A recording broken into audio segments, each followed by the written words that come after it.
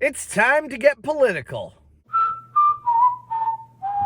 Welcome back to Not Your Normal Guy, where we talk about the cultural implications of media. I wasn't sure what I would think about this movie being a part of the accursed second trilogy of films, but there's some positives, there's some negatives.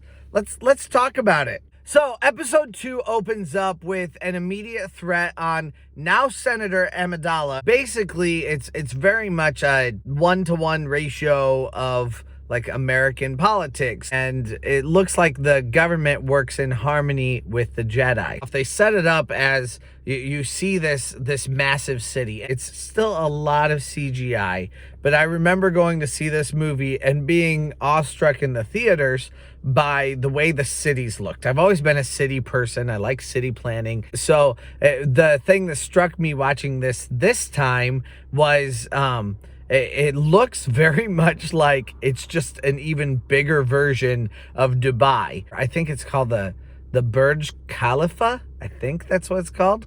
It seems like the city that they're in is just filled with towers that are even bigger than that.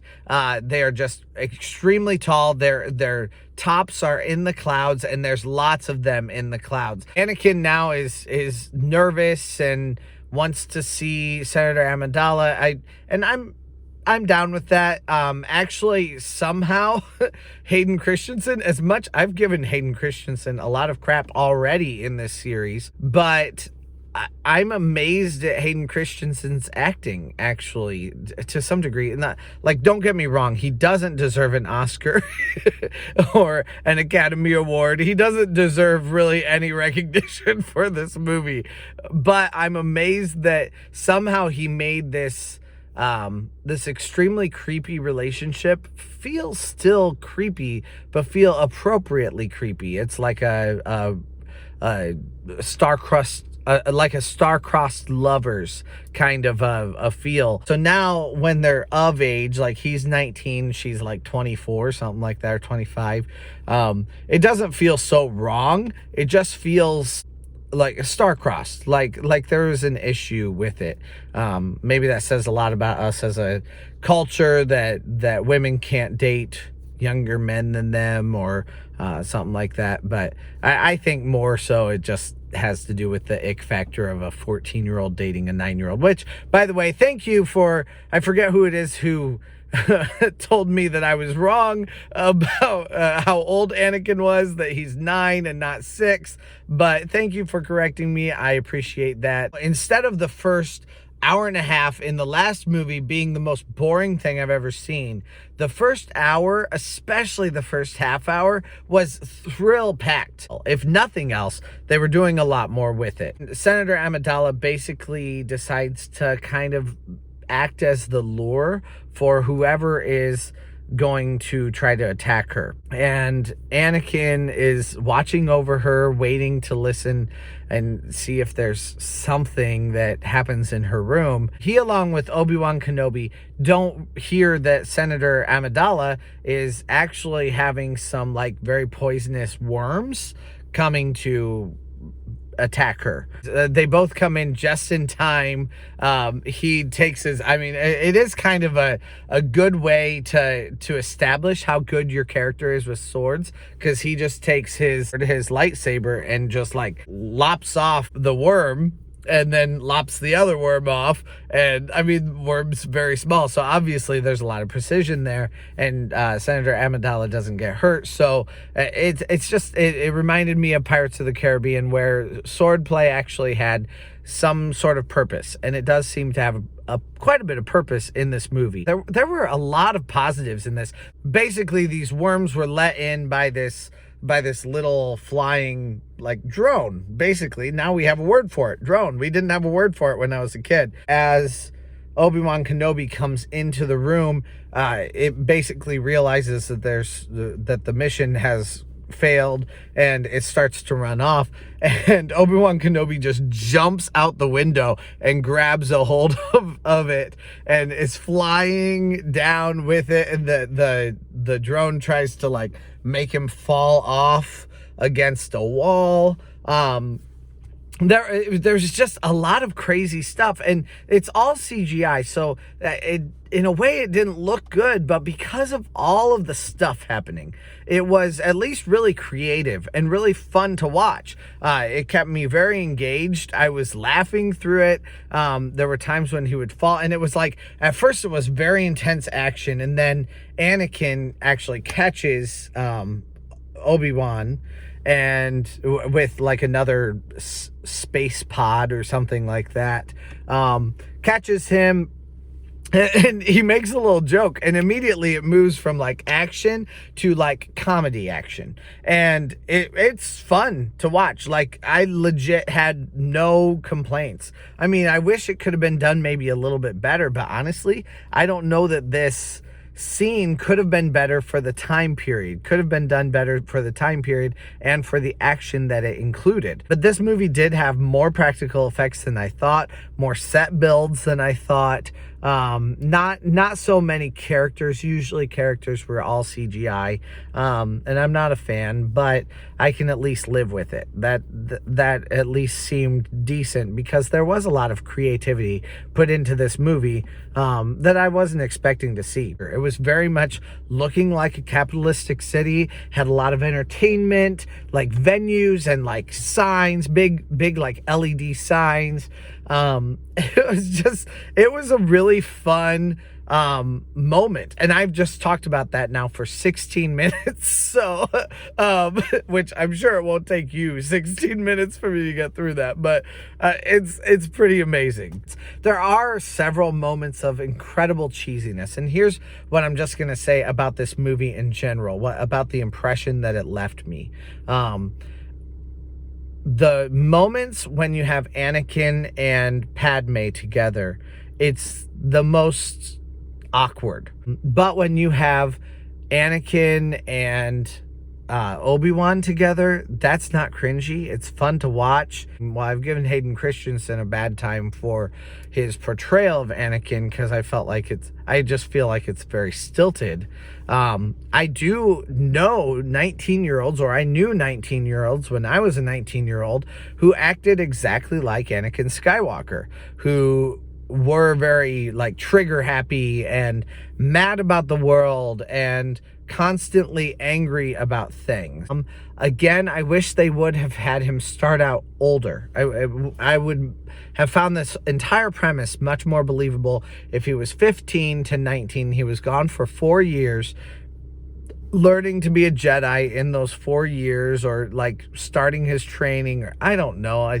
I suppose maybe it needs to take more time, and that's why they had it take 10 years.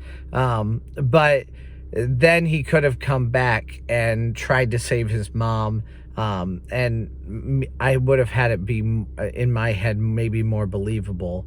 Although apparently Jedi aren't really supposed to have like loving connections with anybody, and I can see that. Like, Luke really didn't. Luke, as soon as he left for learning about himself and learning about being a Jedi, that's when his connection to Princess Leia left. I've heard this movie criticized many times by people saying that why should Jedi not have any kind of outward connection? I get it. I get why Jedi don't have any outward connection, because this is basically their religion. I liked the star-crossed lover aspect of this. I did actually like even how stilted it was. It seems very forced, and in a way that kind of seems fitting for this movie.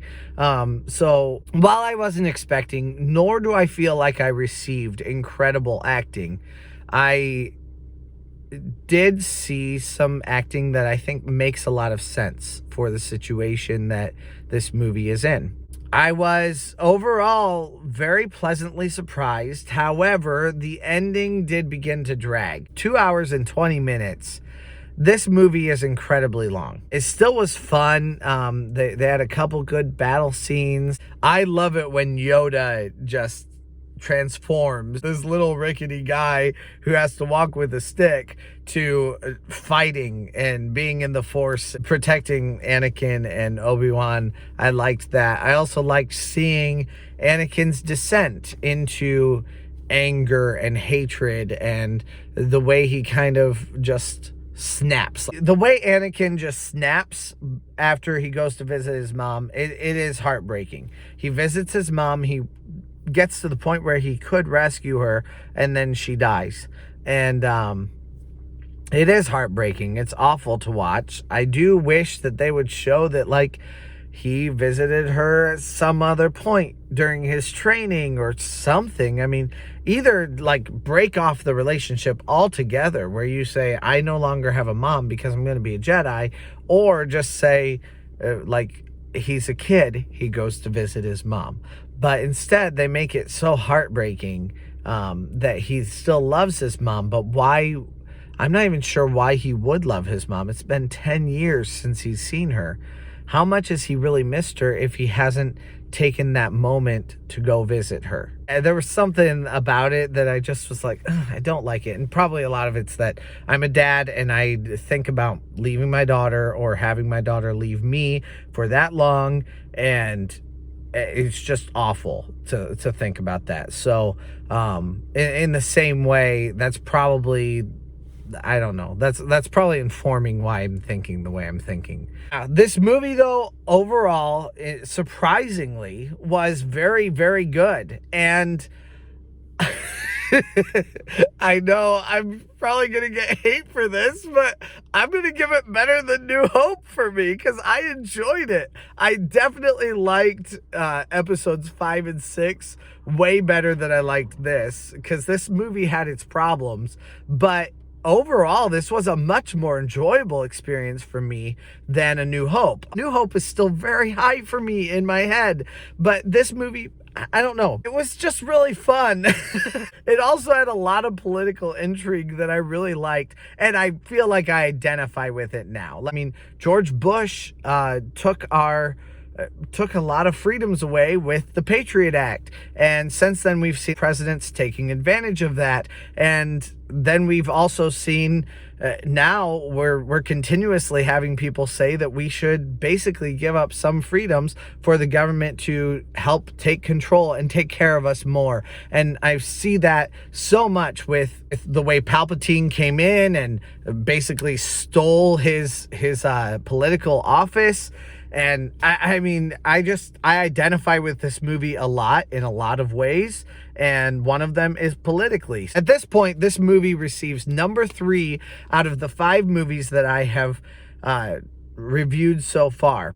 So we've got number 1 is number 6, number 2 is number 5, number 3 is number 2, number 4 is number 4, and number 5 is number 1. Number 1, yeah. Number 1 is the absolute worst Star Wars movie I've ever seen, but this was surprisingly good, and I really enjoyed it for lack of, I mean, it's got some questionable acting choices and more CGI than I'm comfortable with, but it was a really fun, entertaining movie, and it had a good storyline to it. So I overall don't hate this movie at all. So thank you guys for joining. If you disagree with my rankings so far, please write in the doobly-doo below what your rankings would be, and I'll talk to you guys again in another couple days. Bye.